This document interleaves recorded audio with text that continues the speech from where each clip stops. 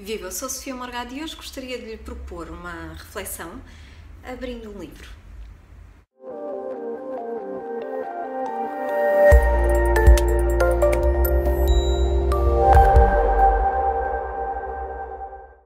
E hoje vou abrir um livro que ainda não foi aberto aqui e vamos escolher um, pode ser mesmo este. Este foi um livro que eu por acaso ainda não li, então ainda não tem marcações.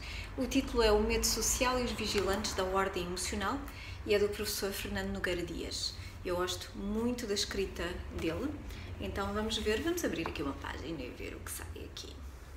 Ora, temos aqui um capítulo que tem por título O Medo e as Estruturas Sociais. Medo. Apoiando-nos em Barbalé, diremos que, apesar do importante papel da cultura nas emoções, são as estruturas sociais que estão na base das experiências emocionais. E serão as emoções que resultam das experiências específicas que marcam o rumo da ação dos atores sociais.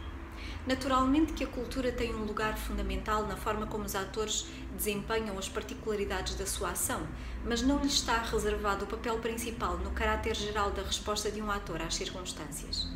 Sem dúvida que tanto os aspectos particulares das emoções como os contextos temporais das experiências emocionais e o modo como se conceptualizam as emoções são mediados pela cultura.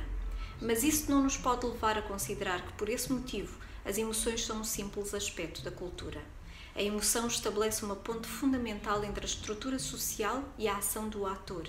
Todavia, ao contrário de uma relação mecânica entre estas duas partes, de um modo geral, as emoções, em vez de impelirem ao comportamento, predispõem o ator para a ação. As emoções necessitam, pois, de ser compreendidas no seio das relações estruturais de poder e de status que as desencadeiam, o que torna a emoção muito mais socioestrutural do que propriamente cultural. É por isso que Barbalé não deixa de enfatizar que a emoção não pode restringir-se à dimensão pessoal e individual do ser humano. A emoção não é prisioneira da interioridade do indivíduo, enfatiza o autor. Ela é não só social, como também política e moral. Muito interessante. Bem, continuaria, não é? Vamos lá continuar mais um bocadinho. A análise da emoção é assim tão importante que nos processos micro como nos processos macro-sociais, mas relativamente aos segundos, o autor relaciona-os com o conceito de classe para nos mostrar que a emoção, mais do que obedecer a desígnios de pessoalidade e interioridade humana, é algo que está essencialmente preso aos processos sociais, nomeadamente à estrutura das relações. Pese embora a ação social resultar da racionalidade dos atores, a emoção continua a ser básica e fundamental para a compreensão e explicação dos processos sociais, tanto no que eles têm de formação e reforço, no sentido de identidade, como no sentido de filiação.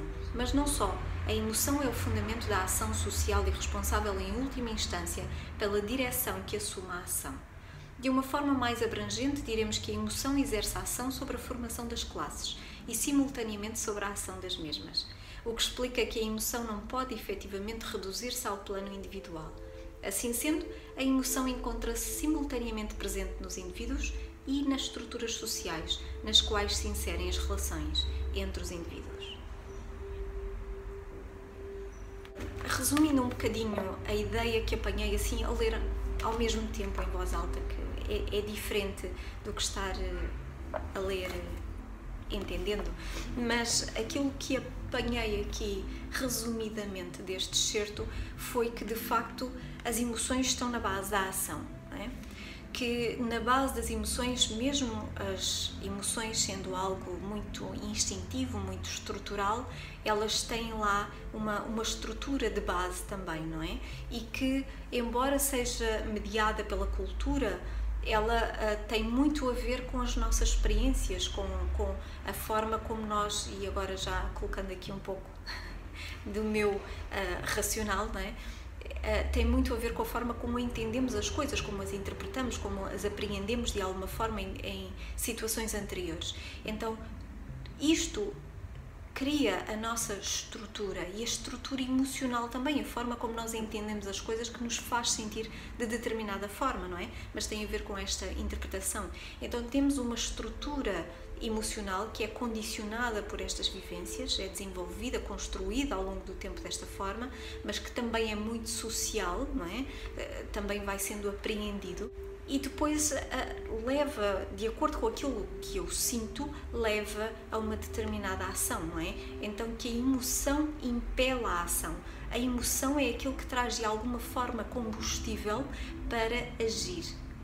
Porque é aquilo que no fundo me faz sentir mal ou bem com determinada situação, não é? Então se eu me sinto mal com uma determinada situação, eu vou procurar evitá-la, vou procurar resolvê-la, depois já depende do funcionamento de cada um, da tendência ou da situação e das vulnerabilidades e forças de cada um, mas para procurar fugir àquele desconforto, para deixar de o sentir.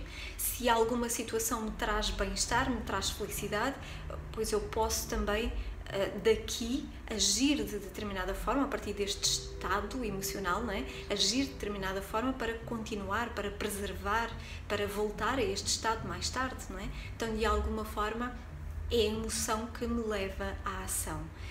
E faz-me todo o sentido, não é? Então, não é a emoção que nos leva a agir de determinada forma, mas é ela que nos impele à ação. Aquilo que nos leva a agir de determinada forma tem a ver mais com a estrutura que está aqui na base, não é? Com a estrutura emocional, com tudo aquilo que nós estamos a pensar sobre a situação, não é? Mas depois a emoção é aquilo que nos traz o combustível para agir. Faz-me todo o sentido, não exatamente aquilo que li, embora me tenha feito sentido, mas a forma como pensei sobre aquilo que li. Diga-me, deixa abaixo nos comentários o que retira daqui deste excerto para si, da proposta de reflexão ou da partilha aqui do autor, Fernando Nogueira Dias. O que lhe parece? Deixa abaixo nos comentários para podermos continuar esta reflexão em conjunto. Entretanto, por hoje é só. Até breve e tenha um dia feliz.